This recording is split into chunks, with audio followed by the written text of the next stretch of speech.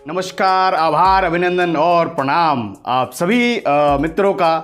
मैं नित्यानंद उपाध्याय विरासत की सुगंध इस चैनल पर हार्दिक स्वागत एवं अभिनंदन करता हूं। मित्रों, सनातन धर्म को कैसे सुरक्षित रखा जाए, इस विषय पे हम लोगों ने बहुत पहले अयोध्या में रामलीला आयोजित की गई थी, जिसमें अभी मौजूदा सांसद गोरखपुर के श्री रवि किशन जी ने उसमें भरत का रोल अभिनय किया था। परंतु उन्होंने कुछ त्रुटियां की थी, जिसमें हमने उनको प्रयास किया था समझाने के लिए कि ऐसा नहीं होना चाहिए।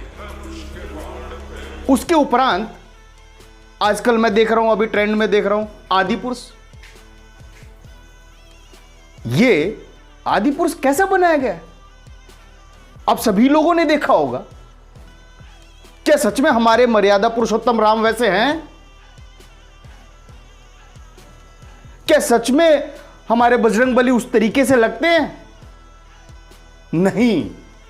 क्या रावण मुगल शासक तो नहीं था, खिलजी तो नहीं था?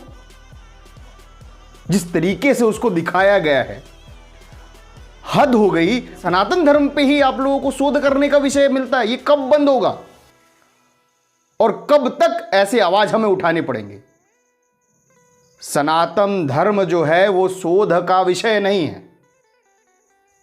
और इसी चीज के ऊपर हम और चर्चा करने के लिए मैं आप लोगों को बाकी, क्योंकि अंदर से मैं सच में बौखलाया हुआ हूं कि इस तरीके से कब तक चलता रहेगा, कब तक नए नए लोग आते रहेंगे और नए नए लोग हमारे मजाक उड़ाते रहेंगे, हमारे अस्तित्व को, हमारे भगवान को कभी पोस्टर के रूप में, कभी किसी तरीके से कुछ और दिखाने की कोशिश में। भाई, क्रिएटिविटी नहीं है ये। Please try to understand. चलिए, मैं इस विषय में बात करने के लिए मैं आमंत्रित करता हूं पंडित शीलभद्र उपाध्याय जी को। आइए सुनते हैं उनके विचार। जय श्री राम। मित्रों, आदि पुरुष जो बनाया गया और उस पर जो सोशल मीडिया में जो चर्चाएं हो रही हैं, उसे देखकर मैंने कुछ कहा, कुछ अपने विचार व्यक्त रखे, जिस पर बहुत सारे लोगों ने कुछ और उस पर जानना चाहा। इसीलिए मैं चाहता हूं कि आपके सामने उन विषयों को रखा जाए जो बड़ा ही सनातन धर्म की दृष्टि से बहुत ही ऑब्जेक्शन वाली बातें हैं। मित्रों, क्या ऐसी चलन कैसे आ गई कि जिसको जो भी कुछ कहना होता है आ करके और सनातन मूल्यों की खिल्ली उड़ाते हुए कुछ न कुछ वो रख जाता है। वो व्यक्ति चाहे जितना भी बड़ा हो, उससे मेरे को ये नहीं है, लेकिन मैं ये चाहता हूँ कि सनातन मूल्य जो स्थापित हैं उनकी खिल्ली न उड़ाई जाए। अरे, सनातन धर्म में तो सबका स्वागत है, सभी विचारों का स्वागत है, लेकिन उसकी भी एक मर्यादा है। जैसे कहते हैं हमारे संविधान में संशोधन अनेकों किए जा सकते हैं, लेकिन कोई भी संसद कितने भी मत से हमारे संविधान के मौलिक ढांचे में परिवर्तन नहीं कर सकती। उसी प्रकार से सनातन धर्म में सभी विचारों का स्वागत होता है, किंतु किसी व्यक्ति को यह अधिकार नहीं दिया गया है कि वो सनातन धर्म के स्थापित मूल मौलिक जो नियम हैं उनकी जो है खिल्लियां उड़ा सके। आपने सुना होगा कि भगवान बुद्ध को अवतार माना गया है, भले ही सनातन धर्म में उनको पूजते भी हैं विष्णु भगवान के अवतार के रूप में, किंतु यह स्पष्ट कहा गया है, एक नियम है कि नास्तिको वेद निंदक, जो वेद की निंदा करते हैं उससे नास्तिक कहा गया है। तो इसलिए अगर ये भी बताया गया कि यदि भगवान भी सनातन मूल्यों के खिलाफ कुछ बोलते हैं तो उनकी पूजा भले की जाए, लेकिन उनके मुंह से अगर उस वेदों के विरुद्ध कुछ निकलता है तो उसका पालन नहीं किया जाए।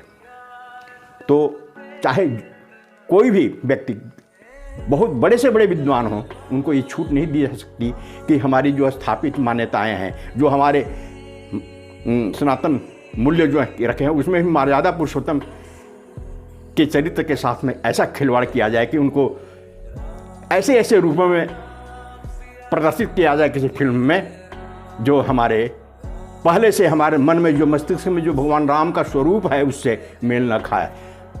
हनुमान का जो चरित्र जिस ढंग का है उसको किसी अन्य रूप में ये कर दिया जाए, पुष्पक विमान के बारे में जो अवधारणा है सनातन है उसको चमगादड़ के रूप में बदल करके उसकी खिल्लियाँ उड़ाई जाए, ये सब चीज़ें बर्दाश्त के बाहर की चीज़ें हैं और ऐसा नहीं किया जा सकता।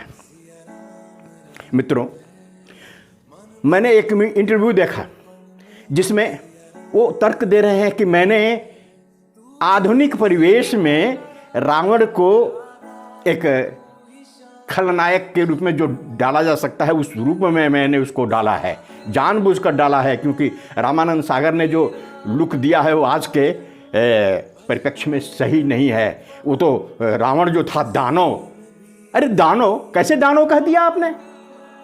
आपको तो ये भी मालूम नहीं है कि दानव किसे कहते हैं, दैत्य किसे कहते हैं, राक्षस किसको कहते हैं।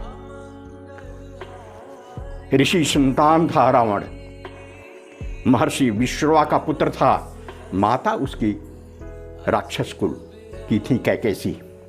वो राक्षस, भले उसको कहा जा सकता है कि राक्षस खून था उसके माता के कुल से, लेकिन उसको दानव तो नहीं कह सकता। वो कह रहे हैं कि दानव था, और दानव की भी हमारे सनातन धर्म में दानव, राक्षस, दैत्य सबकी अपनी अपनी आकृतियां हैं, एक स्थापित मूल्य हैं। उसको कभी किसी खिलजी और किसी मुगल और मुगल का रूप दे करके क्या हमारे संस्कारों को विकृत नहीं किया जा सकता है। मुझे तो लगता है ये निश्चित ये साजिश है, एक अंतर्राष्ट्रीय साजिश है जो सनातन धर्म के मूल्यों को दूषित करने के लिए, हमारे अगली पीढ़ी के मन के अंदर में वो संस्कार जो पहले से स्थापित है उसको विनष्ट करके एक नया डामाडोल बने स्थिति में हमारी पीढ़ी को, नई पीढ़ी को छोड़ देने की एक साजिश है।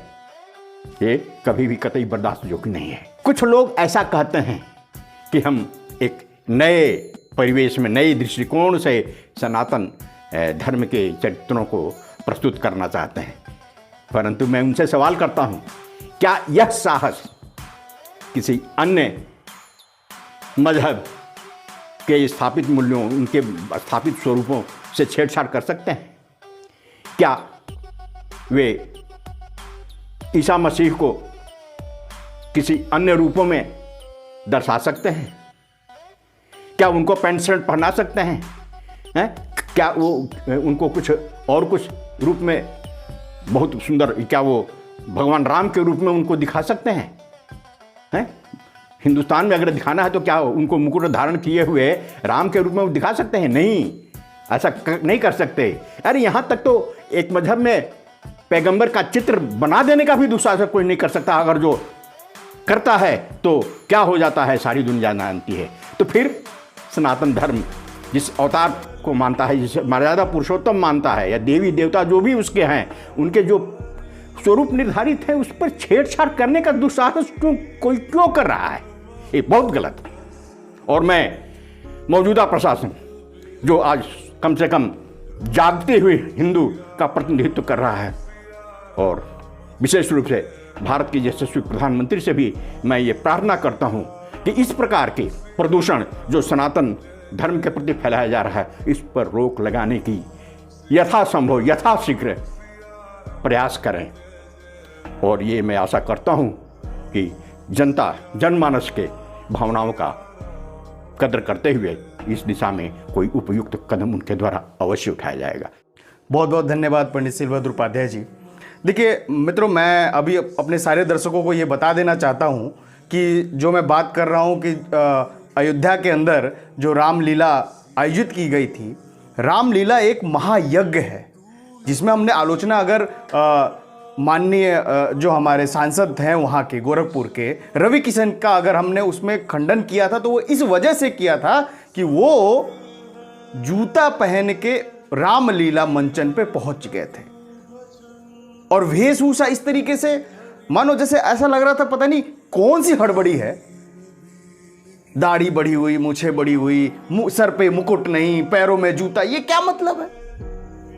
तो इन्होंने उस समय भी इस बात का खंडन किया था। ऐसा नहीं है कि हमने आदि पुरुष देखा रेल पे चल रहा है और हमें भी बोलना चाहिए। तो हमारा शुरू से विरासत की सुगंध का मतलब ये है कि विरासत जो हमारा सनातन है उसका धरोहर, उस चीज को हम रख पाए और उस चीज़ की उसकी सुगंध को आप लोगों तक पहुंचा पाएं।